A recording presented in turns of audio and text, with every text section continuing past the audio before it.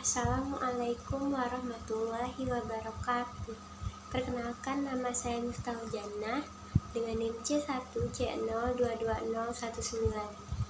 Sini saya akan mempresentasikan hasil presentasi saya mengenai materi ke-8, yaitu pembukuan, pencatatan, pemeriksaan, penyidikan, dan juga sanksi dalam perpajakan untuk memenuhi tugas mata kuliah perpajakan 1 dengan Pak Hirmi Eka Putra selaku dosen pengampu.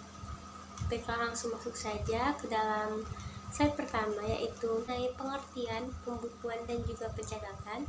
Di sini ada pembukuan, yaitu suatu proses pencatatan yang dilakukan secara teratur untuk mengumpulkan data dan informasi keuangan yang meliputi harta, kewajiban, modal, penghasilan dan biaya, serta jumlah, harga perolehan dan penyerahan barang atau jasa yang ditutup dengan menyusun laporan keuangan berupa neraca dan laporan laba rugi untuk periode tahun pajak tersebut.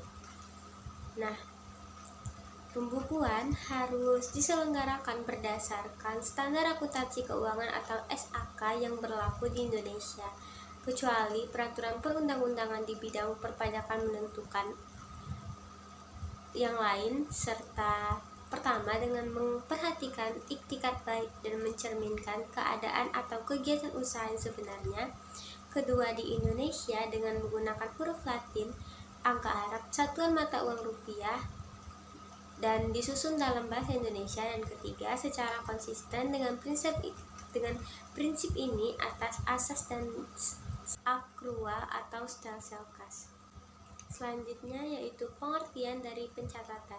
Pencatatan adalah pengumpulan data yang dikumpulkan secara teratur tentang peredaran ataupun penerimaan bruto dan penghasilan bruto sebagai dasar untuk menghitung jumlah pajak yang terutang, termasuk penghasilan yang bukan objek pajak atau yang dikenai pajak yang bersifat final. Pencatatan harus dilakukan dengan yang pertama, memperhatikan iktikat baik dan mencerminkan keadaan atau kegiatan usaha yang sebenarnya. Yang kedua, di Indonesia dengan menggunakan huruf Latin, angka Arab, dan satuan mata uang rupiah sebesar nilai yang sebenarnya seharusnya terjadi dan disusun dalam bahasa Indonesia.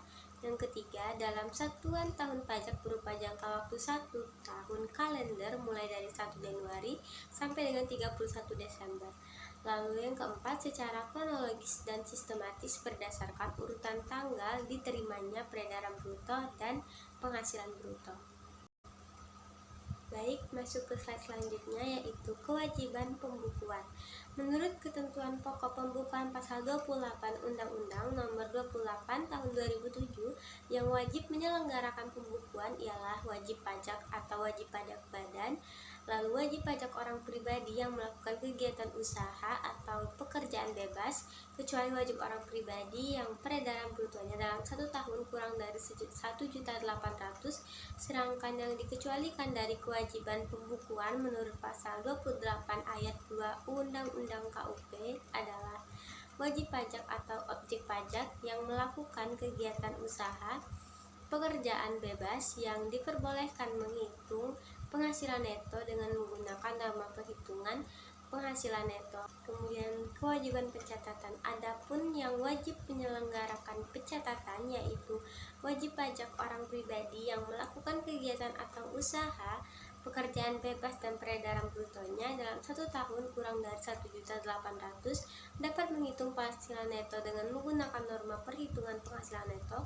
dengan syarat memberikannya ke Direktur Jenderal Pajak dalam jangka waktu 3 bulan pertama dari tahun pajak yang bersangkutan.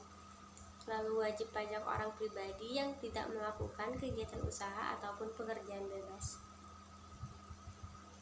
Selanjutnya ada sanksi-sanksi yang tidak melakukan pencatatan ataupun pembukuan ini. Yang pertama, terhadap pengusaha yang wajib pembukuan namun tidak menyelenggarakan pembukuan dimaksud dikenai sanksi administrasi berupa denda sebesar 50 juta rupiah. Dan yang kedua, terhadap pengusaha yang wajib pencatatan namun tidak menyelenggarakan pencatatan yang dimaksud dikenai sanksi administrasi berupa denda sebesar 10 juta rupiah.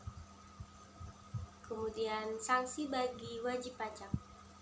Yang pertama ada pajak terutang yang ditetapkan oleh Surat Ketetapan Pajak atau SKP akan dinaikkan menjadi 100%, khusus untuk PPh 29 akan dinaikkan menjadi 50%.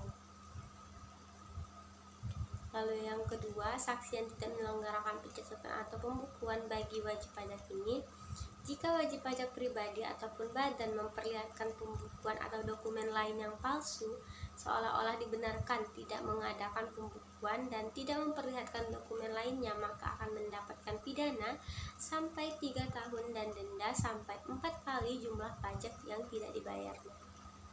Di sini pengertian pemeriksaan itu sendiri dijelaskan pada Peraturan Menteri Keuangan Nomor 82 PMK 03/2011 tentang cara pemeriksaan pajak pasal 1 ayat 2 yang berbunyi, pemeriksaan adalah serangkaian kegiatan menghimpun dan mengolah data, keterangan dan bukti yang dilaksanakan secara objektif dan profesional berdasarkan suatu standar pemeriksaan untuk menguji kepatuhan pemenuhan kewajiban perpajakan dan untuk tujuan lain dalam rangka melaksanakan ketentuan perundang-undangan perpajakan. Selanjutnya, tujuan dari pemeriksaan ini menurut Peraturan Kementerian Keuangan Nomor 17 PMK 03/2013 Pasal 2 tentang tujuan pemeriksaan, bahwa tujuan pemeriksaan pajak adalah untuk menguji kepatuhan pemenuhan kewajiban perpajakan dan untuk tujuan lain dalam rangka melaksanakan ketentuan peraturan perundang-undangan perpajakan. Di sini menurut Mardiasmo 2011-41, tujuan pemeriksaan pajak ada dua. Yang pertama, untuk menguji kepatuhan pemenuhan kewajiban perpajakan dalam rangka memeriksa kepastian hukum, keadilan, dan pembinaan kewajiban pajak kepada wajib pajak. Lalu yang kedua adalah untuk tujuan lain dalam rangka melaksanakan ketentuan peraturan perundang-undangan perpajakan yang dilakukan dalam hal sebagai berikut, yaitu pemberian nomor pokok wajib pajak atau NPWP secara jabatan, penghapusan nomor pokok wajib pajak, pengukuhan atau pencabutan pengukuhan pengusaha kena pajak. Lalu wajib pajak mengajukan keberatan, pengumpulan bahan guna, penyusunan norma penghitungan penghasilan neto, pencocokan data dan juga alat keterangan, penentuan wajib pajak berlokasi di daerah terpencil, lalu penentuan satu atau lebih tempat terutang pajak pertambahan nilai. Sekarang kita masuk ke dalam prosedur pemeriksaan. Prosedur pemeriksaan yaitu langkah-langkah dalam melakukan pemeriksaan. Di sini sebelum dilakukannya pertemuan proses pemeriksaan untuk menguji kepatuhan pemenuhan kewajiban perpajakan, pemeriksa wajib memberitahu wajib pajak terlebih dahulu. Pemberitahuan tersebut disampaikan melalui surat pemberitahuan pemeriksaan lapangan atau surat panggilan dalam rangka pemeriksaan kantor, tergantung dari jenis pemeriksaan yang dilakukan. Berdasarkan pasal 25 ayat 3 Peraturan Menteri Keuangan Nomor 17 PMK 03/2013 tentang tata cara pemeriksaan yang telah diubah terakhir kali dengan Peraturan Peraturan Kementerian Keuangan Nomor 18 PMK 03/2021 PMK 17 2013 JO PMK 18 sampai 18/2021. Surat pemberitahuan tersebut diterbitkan untuk masa pajak, bagian tahun pajak atau tahun pajak sebagaimana tercantum dalam Surat Perintah Pemeriksaan atau SP2. Setelah membahas mengenai pemeriksaan tadi, kita masuk ke dalam penyidikan. Penyidikan ini adalah tahapan penyelesaian perkara atas suatu tindak pidana yang dilakukan oleh pihak tertentu.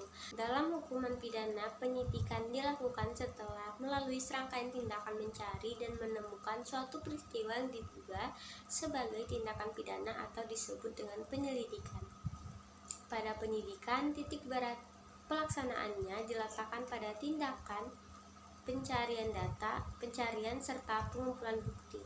Dalam pasal 1 ayat 31 Undang-Undang Nomor 6 Tahun 1983 sampai dengan Undang-Undang Nomor 28 Tahun 2007 tentang Undang-Undang KUP diatur mengenai definisi penyidikan tindak pidana di bidang perpajakan. Dalam pasal itu disebutkan penyidikan tindak pidana di bidang Tindak pidana di bidang perpajakan adalah serangkaian tindakan yang dilakukan penyidik untuk mencari data dan mengumpulkan bukti. Pengumpulan bukti ini ditujukan untuk membuat suatu tindak pidana perpajakan menjadi terang atau jelas serta dapat ditemukan tersangkanya. Selanjutnya kita masuk ke dalam wewenang penyidik atau tugas dari penyidik tersebut dengan mengacu pada pasal 44 ayat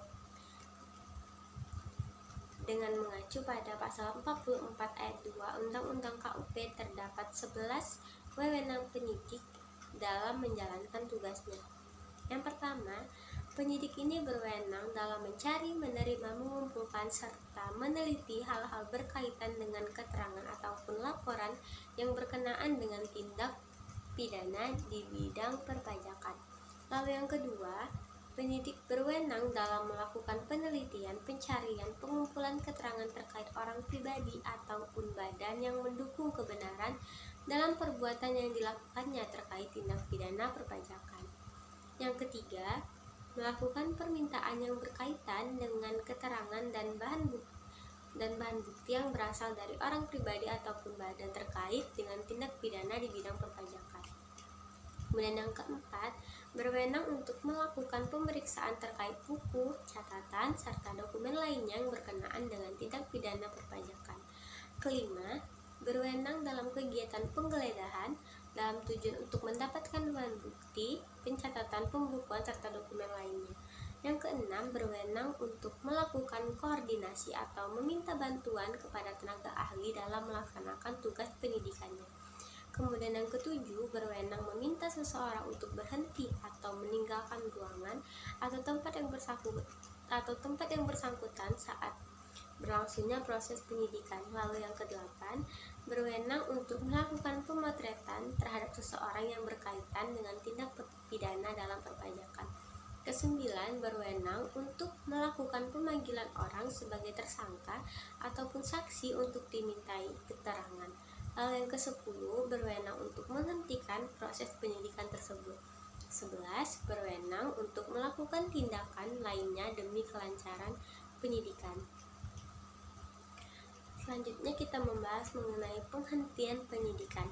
Dengan mengacu pada Undang-Undang KUP pasal 44A menyatakan bahwa penyidikan dapat dihentikan prosesnya apabila tidak ditemukan cukup bukti atau peristiwa yang menjamin hal tersebut termasuk ke dalam tindak pidana di bidang perpajakan.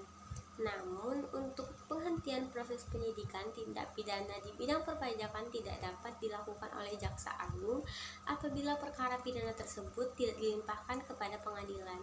Dan penghentian atas tindak pidana hanya dapat dilakukan apabila wajib pajak telah melunasi utang pajaknya yang tidak atau kurang dibayarkan atau yang tidak seharusnya dikembalikan. Setelah itu kita membahas mengenai sanksi tidak dipenuhinya kewajiban perpajakan.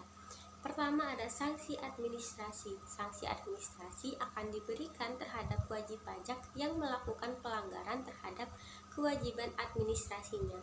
Sanksi berupa pembayaran kerugian kepada negara yaitu denda, bunga, dan kenaikan. Sanksi diatur dalam Undang-Undang Nomor 28 Tahun 2007 tentang perubahan ketiga atas Undang-Undang Nomor 6 Tahun 1983 tentang ketentuan umum dan tata cara perpajakan. Perbuatan yang dapat dikenai sanksi administrasi ini contohnya adalah terlambat membayar pajak, tidak membayar pajak penghasilan atau PPh tahun berjalan, dan menyampaikan surat pemberitahuan SPT yang isinya tidak lengkap dan kealpaan dan baru pertama kali.